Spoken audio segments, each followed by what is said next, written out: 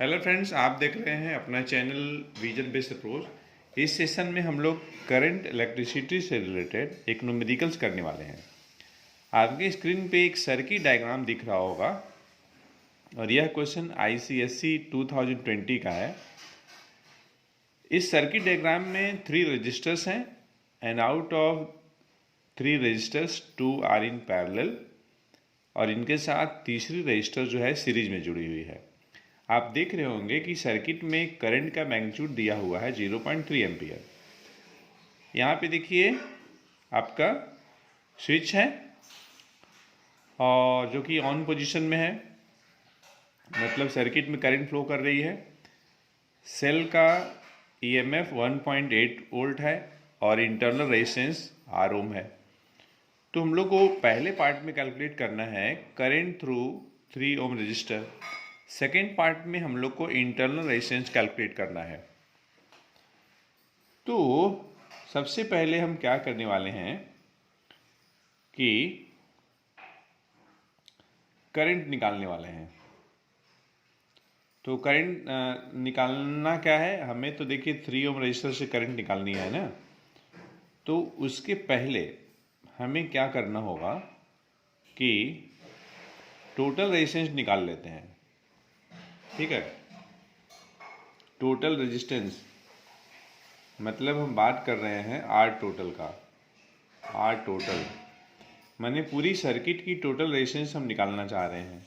सबसे पहले तो current drawn from the cell जो होता है ईएमएफ ऑफ द सेल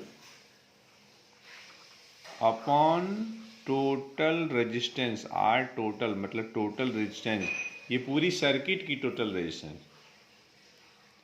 आई की value 0.3 ampere, EMF 1.8 volt upon total resistance. ये सिंपल मैथमेटिक्स है।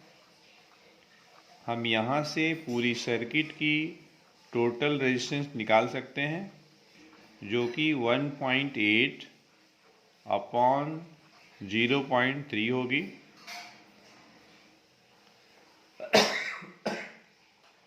सॉरी, इस तरीके से देखिए 18/3, पॉइंट के बाद एक डिजिट है, यहाँ भी एक डिजिट है, तो 6 ओम ये पूरी सर्किट की रेजिस्टेंस हो गई। अब देखिए हमें इंटरनल रेजिस्टेंस निकालनी है।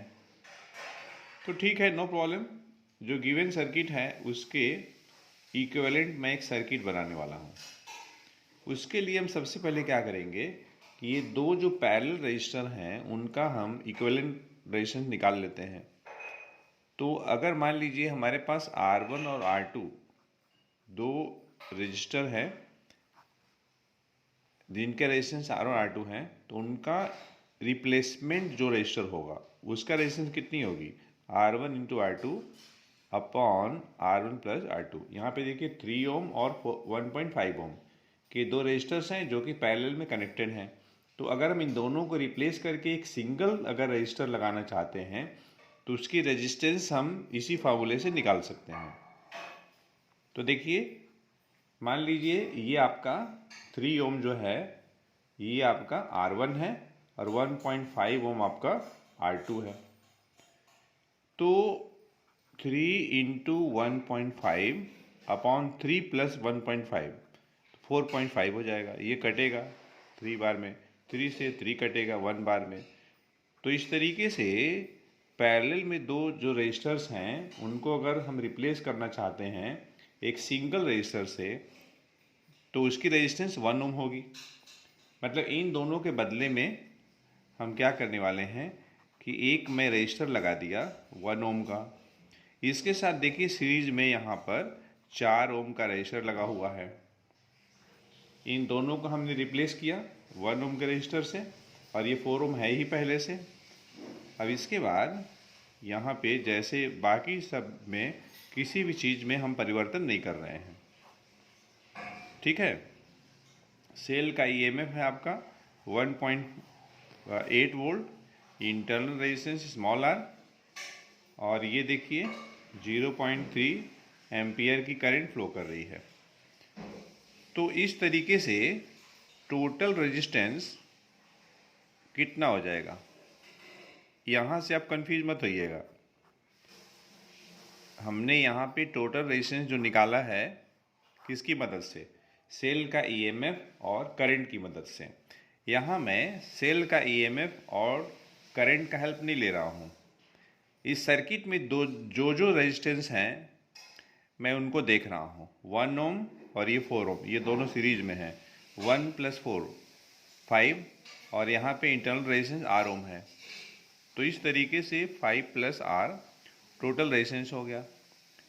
जब ये भी टोटल रेजिस्टेंस है, ये भी टोटल रेजिस्टेंस है, तो दोनों इक्वल होंगे।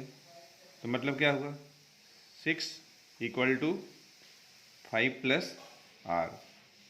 तो इस तरीके से हमें R मिल जाएगा 6 - 5, मतलब कि 1 ओम। इंटरनल रेजिस्टेंस निकल गया।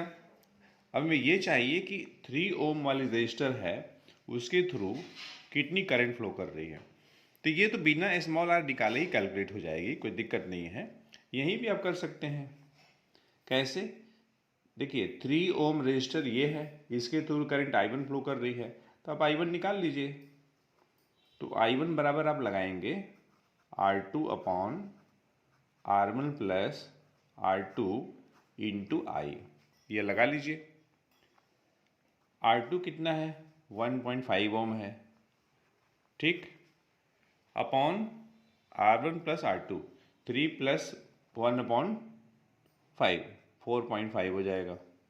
इंटू आप कर लीजिए I की वैल्यू कितनी है, तो ये देखिए I है आपका 0.3 एम्पियर, ठीक है। पॉइंट के बाद एक डिजिट है, यहाँ भी पॉइंट के बाद एक डिजिट है, तो ये कटेगा 3 बार में। 3 से 0.3 कटेगा तो 0.1 आ गया। तो इस तरीके से 3 ओम वाली जो रजिस्टर है उसके थ्रू जो करंट फ्लो करेगी I1, उसकी वैल्यू हो जाएगी 0.1 एम्पियर हो जाएगी। आप चाहें तो I2 भी निकाल सकते हैं। I2 निकालना है तो आप क्या करेंगे, फॉर्मूला लगा लेंगे R1 / R1 + R2 × I। अब देखिए R1 कितना है, तो आपका 3 ओम है, अपॉन R1 + R2 3 + 1/5, तो 4.5 हो जाएगा, इंटू आपका I जो है 0.3 है, 3 एम्पियर, ठीक है। अब देखिए यहाँ पे ये कटेगा, या फिर ऐसे सोचिए 3 × 0.3, तो ये आपका हो जाएगा 0.9 डिवाइडेड बाई 4.5। पॉइंट के बाद एक डिजिट, यहाँ भी पॉइंट के बाद एक डिजिट, तो पॉइंट हटा दीजिए। 9 1 जा 9 5 जा 1/5, मतलब क्या 2/10, मतलब 0.2 एम्पियर। तो I2 की जो वैल्यू होगी, I2 की वैल्यू 0.2 एम्पियर होगी। तो देखिए 0.1 और 0.2 0.3 हो गया। तो इस तरीके से बच्चों हम लोगों ने इस सेशन में करंट इलेक्ट्रिसिटी चैप्टर का बहुत ही बेहतरीन क्वेश्चन डिस्कस किया है। हमें उम्मीद है यह सेशन आपके लिए यूजफुल हुआ होगा। तो अगर आपको यह क्वेश्चन अच्छे से समझ में आ गया हो तो आप इस वीडियो लेक्चर को अधिक से अधिक लोगों को शेयर कर सकते हैं। अगर आप इस चैनल पर नए हैं तो आप इस चैनल को सब्सक्राइब करें, साथ ही साथ बेल आइकन को प्रेस करें, जिससे कि आपको आने वाली वीडियोज़ का नोटिफिकेशन सबसे पहले मिले। तो friends, thanks for watching and don't forget to like and subscribe your own channel Vision Based Approach.